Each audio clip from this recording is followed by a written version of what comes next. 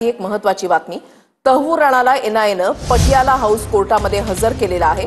कोर्टामध्ये on camera सुनावणी ही सुरू झाली आहे। पियुष सचदेवा तहूर राणाचे वकील आहेत। एनआयएनं तहूर राणाचा 14 दिवसांचा रिमांड मागितलेला आहे। एनआयए कार्यालय परिसरामध्ये पोलिसांचा लॉंग मार्च सध्या पाहायला मिळतोय।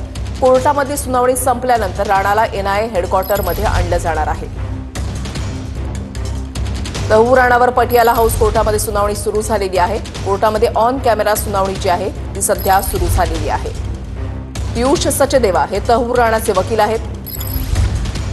26/11 हल्ल्यातील मास्टरमाइंड तहूरचा नवीन फोटो जो आहे तो काही तासांपूर्वी समोर आला आणि आता कोर्ट परिसरामध्ये तगडा बंदोबस्त पाहायला मिळतोय। चा मास्टरमाइंड तहूर राणाला कोर्टात हजर करण्यात आलेला आहे आणि त्यानंतर त्याला पुन्हा एनआयए हेडक्वार्टरमध्ये आणण्यात येणार आहे। आणि त्यापूर्वी आपण पाहतोय ही दृश्य सुरक्षा रक्षकांची एक मोठी तुकडी जी आहे ती सध्या एनआयए परिसरामध्ये दाखल झालेली आहे। सशस्त्र हे सगळे सुरक्षा रक्षक जे आहेत ते एनआयए हेडक्वार्टर परिसरामध्ये दाखल होत आहेत आणि काही वेळातच म्हणजे सुनावणी संपल्यानंतर हे सगळे जे सुरक्षा रक्षक आहेत ते या ठिकाणी तैनात असणार आहेत। कारण तहूर राणाला पटियाला हाऊस कोर्टामधून पुन्हा याच परिसरामध्ये हेडक्वार्टरमध्ये आणण्यात येणार आहे आणि एनआयएची जी बिल्डिंग आहे त्या बिल्डिंगच्या 3ऱ्या मजल्यावर एक स्पेशल सेल तयार करण्यात आली आहे ज्या ठिकाणी त्याची चौकशी जी आहे ती केली जाईल।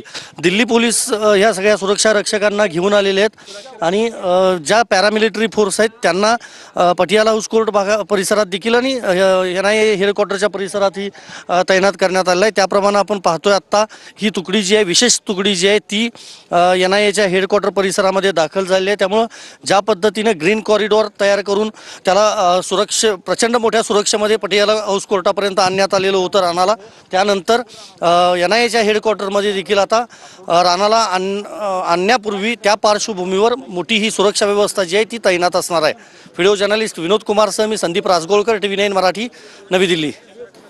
तर सुनावणीला सुरुवात झालेली आहे। आमचे प्रतिनिधी संदीप राजगोळकर आमच्या सोबत आहेत। थेट जाऊयात त्यांच्याकडे। संदीप, एनआयए कडून 14 दिवसांचा रिमांड तहूर राणाचा मागण्यात आलेला आहे, काय अपडेट्स आहेत?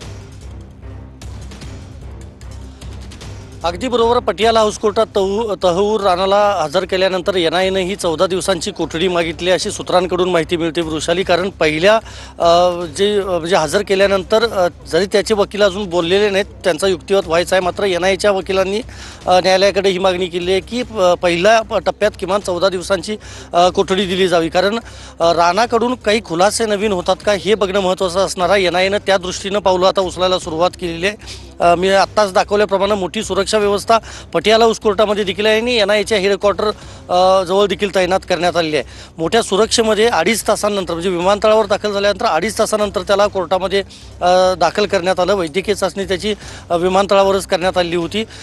मुंबईच्या हल्ल्याचा मास्टरमाइंड म्हणून त्याला ओळखलं जातं। नेमका कट कशा पद्धतीनं रचला गेला होता, त्यामध्ये कोण कोण सहभागी होतं, लष्कर ए तोयबासह अजून कुठल्या दहशतवादी संघटना त्यामध्ये सहभागी होत्या का, या सगळ्याचा खुलासा जो आहे तो राणाकडून होण्याची शक्यता आहे। त्या दृष्टीनं एनआयएनं 14 दिवसांची कोठडी जी आहे ती पटियाला हाऊस कोर्टाकडे मागितलेली आहे। ज्यावेळेला ही सुनावणी संपेल त्यानंतर पुन्हा एनआयएच्या ह्याच कार्यालयामध्ये तहूर राणाला आणलं जाईल आणि आत्ताही आपण पाहतोय शस्त्रधारी सगळे जे सुरक्षा रक्षक आहेत ते या एनआयए हेडक्वार्टरमध्ये वृषाली तैनात करण्यात आलेले आहेत। याच हेडक्वार्टरच्या 3ऱ्या मजल्यावर एक विशेष स्पेशल सेल तयार करण्यात आला आहे ज्या ठिकाणी त्याची चौकशी जी आहे ती केली जाईल। त्यामुळे पुढच्या काही मिनिटांमध्ये आपल्याला समजू शकेल कोर्ट मागणी एनआयएची मागणी मान्य करतं का आणि 14 दिवसांची कोठडी देतं का याची। वृषाली, नक्कीच धन्यवाद संदीप दिलेल्या सविस्तर माहितीसाठी।